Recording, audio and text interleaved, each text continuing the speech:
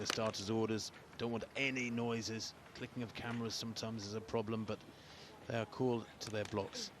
Azamati of Ghana on the far side in 1. Abekun of Sri Lanka in 2 in the blue near the top. OMANYALA of Kenya in those fabulous Kenyan colours. He goes in 3. Simbine, the defending champion, goes in lane 4 for South Africa. In 5, Emmanuel Eseme of Cameroon. In 6, Mitchell Blake of England. In 7, Wales' Azu. And Rohan Browning of Australia nearest the camera. Set. Good start there from OMANYALA. He's got the jump on Sabina at the moment. OMANYALA's going away with this one. He will not be caught. This is justice for the man who couldn't do himself justice in Eugene. He takes the goal for Kenya. 10-0-2 into a slight headwind, minus 0.9. But daylight between Ferdinand OMANYALA of Kenya and the rest. Maybe about a meter's difference in it. And the winning time, well, it doesn't matter a hoot. Who cares that it wasn't under 10 seconds? It was brilliant running at the start. He got out of the block so well, put the others under pressure, and OMANYALA has gold. And we talk about the Kenyans being the long-distance specialists. They dominate at cross-country. They're great at steeplechase, 5,000, 10,000. This guy is from the other end of the distance spectrum. Akani Simbine takes the silver, 10.02 from OMANYALA. The South African 10.13. I think a tinge of disappointment of those features. He was well beaten, but he does take the silver. And Nyupun Abekun of Sri Lanka, a bronze medal, 1/100th behind Simbine. And Azamati of Ghana, the unlucky Commonwealth history, 9th fastest man ever from anywhere around the planet. 9.77 he ran in the middle of September last year.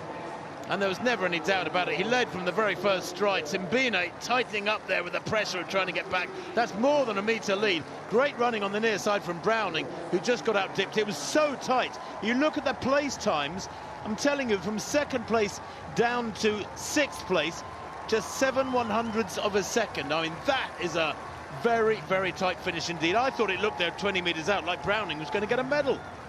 Yeah, I did, because he was closing. And then it all got a little bit tight on the line. I said this during the semi-finals. He looks like he's built like a boxer rather than a sprinter. His upper body is absolutely massive. And just like Julius Yego, who became a world champion for Kenya in the javelin, OMANYALA is showing that the Kenyans don't just win medals when it comes to the steeplechase, the 1500, the 8, the 5 and the 10. He is a history maker and a record breaker for the proud East African nation. And I wonder how many more Kenyans will want to get into sprinting after seeing what OMANYALA has done here in Birmingham and around the World's Diamond League circuit over the last couple of years. That was superb. Wasn't it just? And frankly, it wasn't close come the finish. 10.02 to 10.13. That's a metre and more, the speed they're moving at. They all hit top speed around between 60 and 80 metres, and then it's a case of holding form, trying not to decelerate too much.